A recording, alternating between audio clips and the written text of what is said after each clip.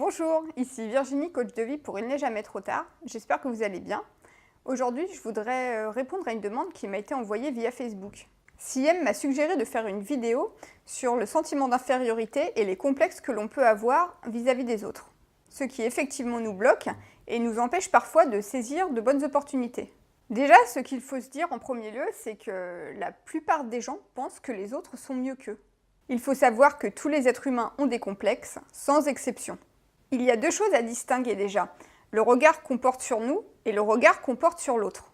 Tout cela n'est en réalité qu'une histoire de perception. Ce que nous percevons est totalement différent d'un individu à l'autre. Ce que vous percevez est unique et vous ne pouvez pas deviner ce que l'autre perçoit de vous. Évidemment, ce n'est pas facile à intégrer. En fait, lorsque l'on va vers quelqu'un, on s'imagine souvent qu'il va penser ceci ou cela de nous. Donc, quand cela arrive, souvenez-vous du troisième accord Toltec qui est « Ne faites pas de suppositions ». Je vous mets la vignette de la vidéo sur le sujet. Je vous invite aussi à vous poser quelques questions.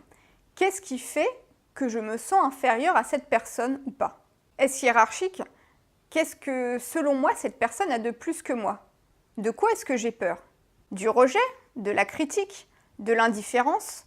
De parler? De dire une bêtise? Est-ce qu'il y a un enjeu? C'est un bon exercice de se poser ce genre de questions pour mieux comprendre ce qui nous effraie. Lorsque je me sens inférieure à l'autre, qu'est-ce que cela provoque chez moi? Qu'est-ce que je ressens? Est-ce que j'ai des sensations particulières? Qu'est-ce que je me dis exactement à ce moment-là? Est-ce que la façon dont je me parle me sert ou me dessert? Je suppose que vous connaissez déjà la réponse. Je vous propose 5 solutions pour tenter de résoudre cela. La première solution est changer son discours interne. Si je me sens inférieure aux autres, c'est que je dois avoir un discours interne assez négatif vis-à-vis de moi-même, voire un discours destructeur. C'est avec moi que je passe le plus de temps, on est d'accord. Donc je devrais être mon ou ma meilleure amie. Et de quel droit est-ce que je me permets de me dire que je suis nulle ou autre? Je ferai prochainement une vidéo sur ce sujet. N'oubliez pas de vous abonner à la chaîne pour ne pas la manquer. Deuxième solution, c'est le fait de connaître sa valeur. C'est-à-dire savoir valoriser ses points forts et ses qualités. Au lieu de se focaliser sur ce qui ne nous plaît pas chez nous, est-ce qu'il ne serait pas plus judicieux de se focaliser sur ses points forts? Et si à partir d'aujourd'hui, je décidais de m'appuyer sur mes points forts lorsque je vais vers les autres? Appuyez-vous sur vos points forts et non sur ce qui vous manque. Troisièmement, le sourire. Le fait de sourire vous met d'emblée dans une bonne énergie. Je ne parle pas d'un sourire crispé, mais d'un sourire sincère. Vous souriez à l'autre, mais c'est surtout à vous que vous souriez en premier. Et c'est une très bonne entrée en la matière pour la suite, car en général, le sourire est communicatif. Quatrièmement, écoutez l'autre, mais écoutez-le vraiment. Lorsque vous allez voir une personne et que vous avez peur car vous vous sentez inférieur à elle, eh bien, focalisez-vous sur elle et non sur vous.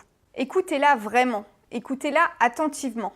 Et de ce fait, votre attention est portée sur la personne en face et non sur vous.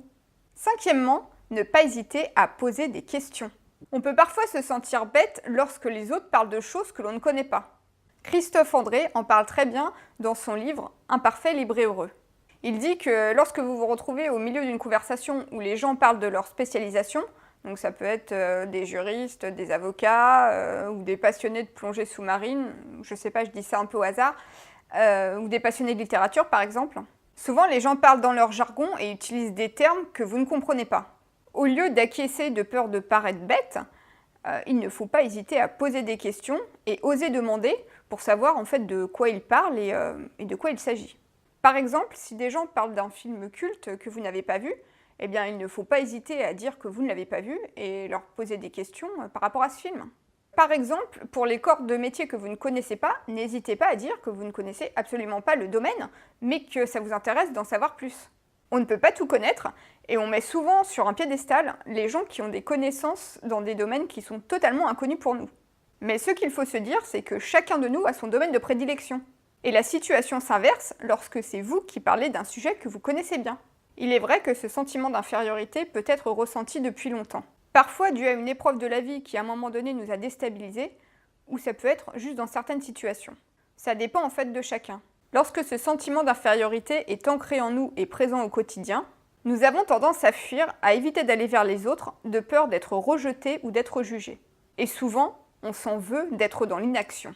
Je vais vous raconter une expérience qui m'est arrivée il y a quelques mois. J'ai fait un blocage, en fait, de peur d'aller parler à une personne qui était importante pour moi. Je me sentais toute petite à côté, je me sentais bien inférieure.